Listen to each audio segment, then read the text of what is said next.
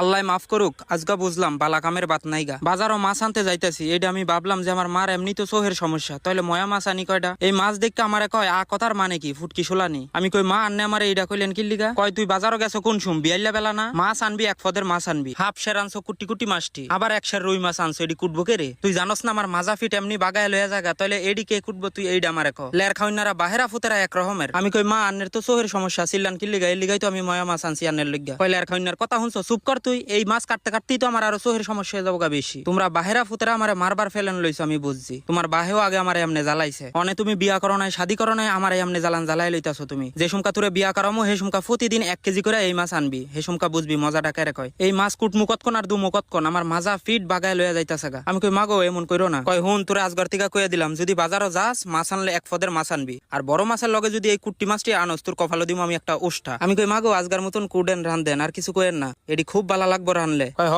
বালা তো লাগবোই, আমার বিষ মজা তোমাকে বালা লাগবো। আমি মায় দেখে আজগা তুই বাচ্চা গেলি গা, যদি এটা তোর বউর লগে করতি তোরে বাদ ঢুকতে দিল না, জানোস তুই।